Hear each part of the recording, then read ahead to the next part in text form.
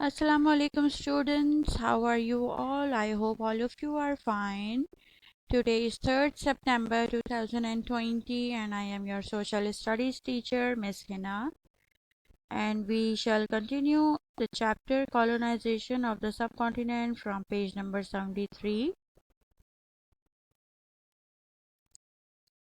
What we learned about in the previous class, हमने पिछली class में क्या पढ़ा था?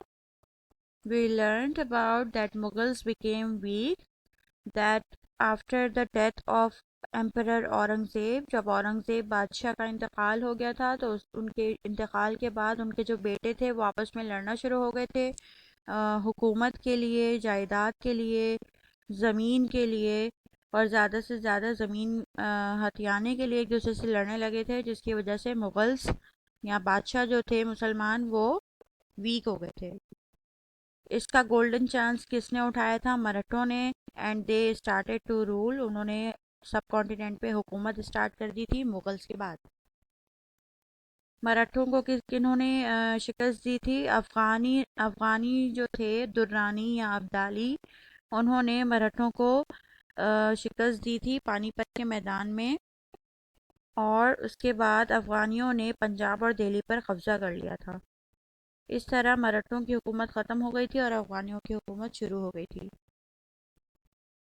On the basis of what we learned in previous class, we will have an activity on page number 73। हमने पिछली class में जो पढ़ा था उसकी बेस पे हम एक एक्टिविटी करेंगे जो पेज नंबर 73 पे मौजूद है, that is of right true और false for each sentence. So I hope all of you are ready with your books in front of you. Page number 72, second paragraph. You will find your answers from that paragraph for writing true or false for these sentences. Number 1.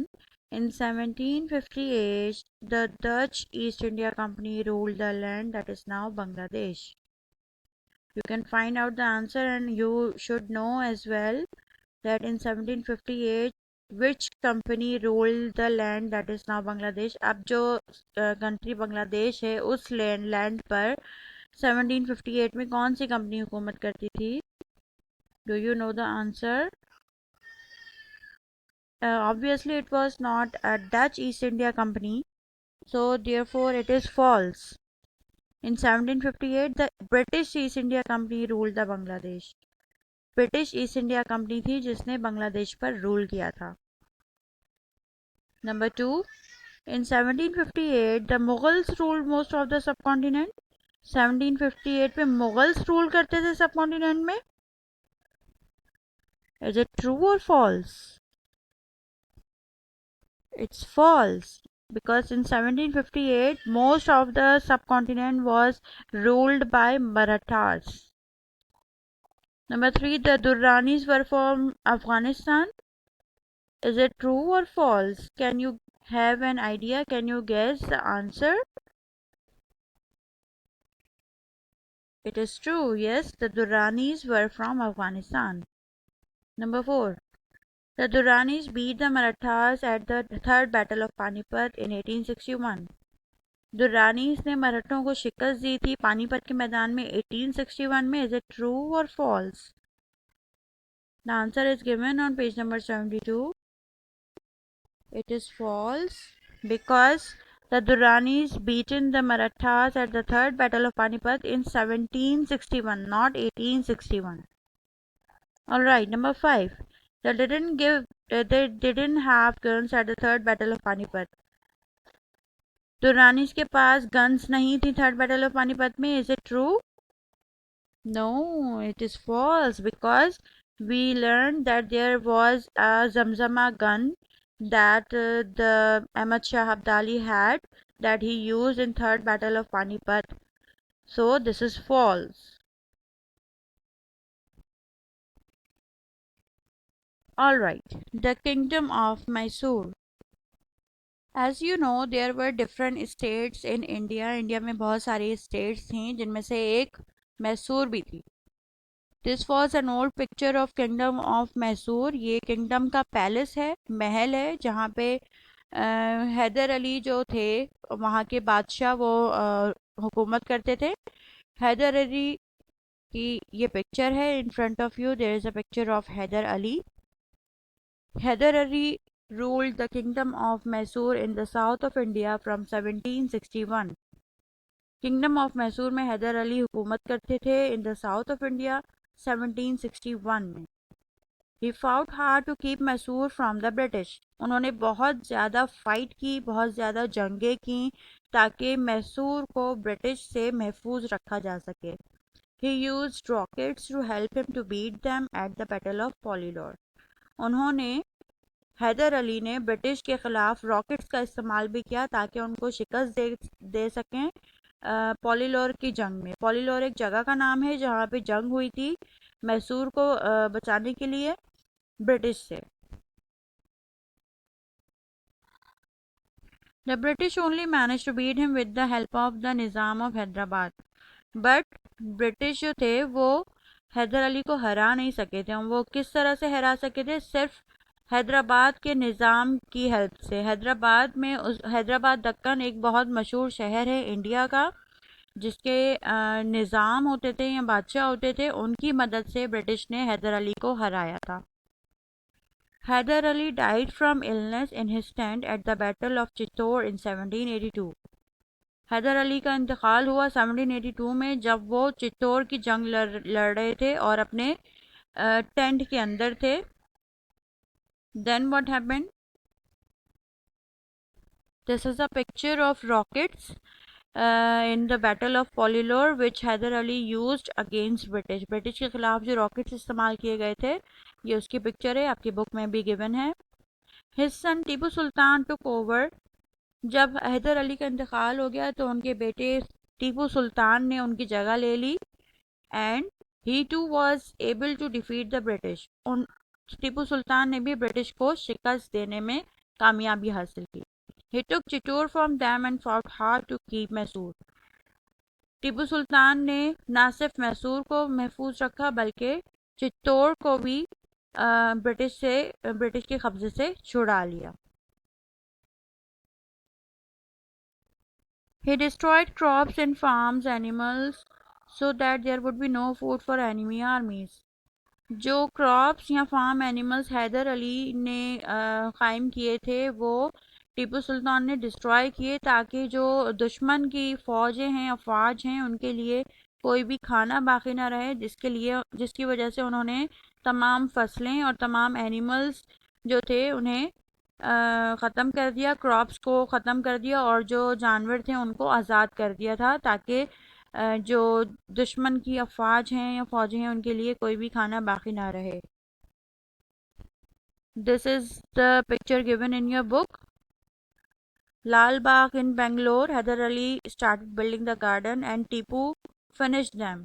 ये वो garden है जो हैदर अली ने कायम किया था और टीपू सुल्तान ने ख़त्म किया था ताकि अंग्रेज़ों के लिए कोई खाना बाकी ना रहे. एंड सेकंड पिक्चर में the gardens as they are today. आज के ज़माने में ये गार्डन्स इस तरह से दिखते हैं. The British only manage to take Mysore in 1791 with the help of Marathas. 1791 में ब्रिटिश ने मराठास की हेल्प से और हैदराबाद दक्कन के निज़ाम की मदद से और ट्रावनकोर के बादशाह की मदद से ब्रिटिश ने मैसूर को फतह किया. उससे पहले वो नहीं कर पा रहे थे. They attacked Tipu from all sides. इन तीनों ने मिलकर टीपू सुल्तान पर चारों तरफ से हमला कर दिया जिसकी वजह से वो मैसूर को अपने अंडर ले सके. जो ब्रिटिश थे उन्होंने मैसूर पर देन कब्जा कर लिया. The British gain control British के पास चला गया. The Europeans fought one another and made treaties with different Indian rulers. Europeans जो थे वो एक के बाद एक लड़ते चले गए और जो इंडिया पे हुकूमत करते थे उनके साथ कुछ मुआहदे तय किए. Some rulers wanted British protection because the British armies had very good discipline and weapons. कुछ हुक्मरान या रूलर्स या बादशाह ये चाहते थे कि इंडिया में या सब कॉन्टिनेंट में ब्रिटिश हुकूमत करे क्योंकि ब्रिटिश के पास बहुत अच्छी आर्मीज थी, बहुत अच्छा डिसिप्लिन था और बहुत अच्छे वेपन्स थे. But the British found it very difficult to beat Tipu Sultan, लेकिन ब्रिटिश ने इस चीज़ को बहुत मुश्किल पाया कि वो टीपू सुल्तान को हरा सकें. His army was very strong and like his father he use rockets. Tipu Sultan की आर्मी बहुत ज़्यादा स्ट्रॉन्ग थी और अपने फादर की तरह टीपू सुल्तान भी जंगों में रॉकेट्स का इस्तेमाल किया करते थे. In 1799, a British army attacked Seringapatam with about 50,000 soldiers.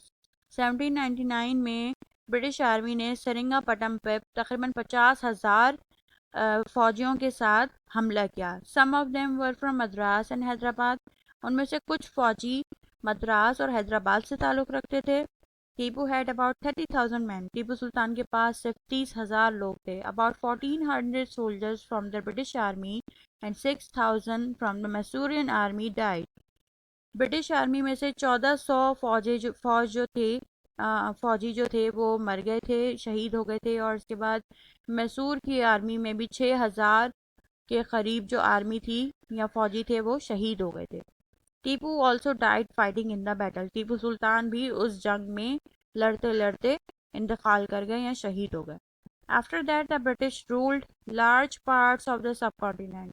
उसके बाद उस जंग के बाद ब्रिटिश ने सब कॉन्टिनेंट के बड़े बड़े इलाकों पर हुकूमत शुरू कर दी. They protected other kingdoms from their enemies in exchange for soldiers and trade.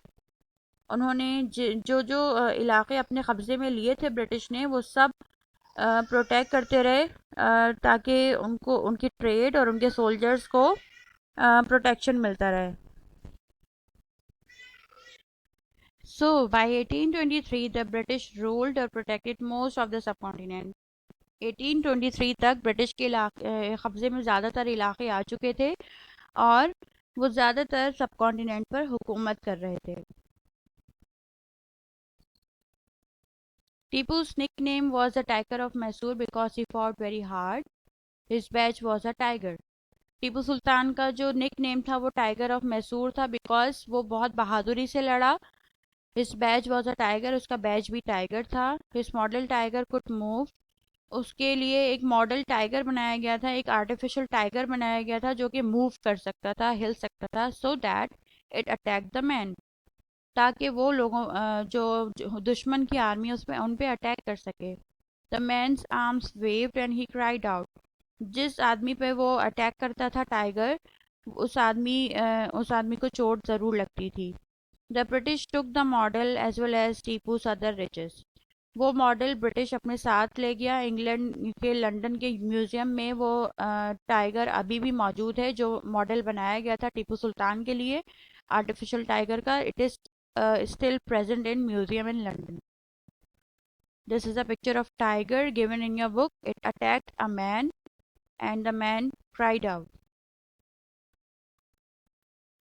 Alright students, this is a time for homework and the task is fill up the grid about the battles fought for Mysore. आपको एक grid fill करनी है जिसमें आपको battle के नाम, year और ये फिल करना है कि वो जंग किसके दरमियान हो रही थी. जंग की जगह एक आपके लिए फिल की गई है, बैटल ऑफ सेरिंगापटम.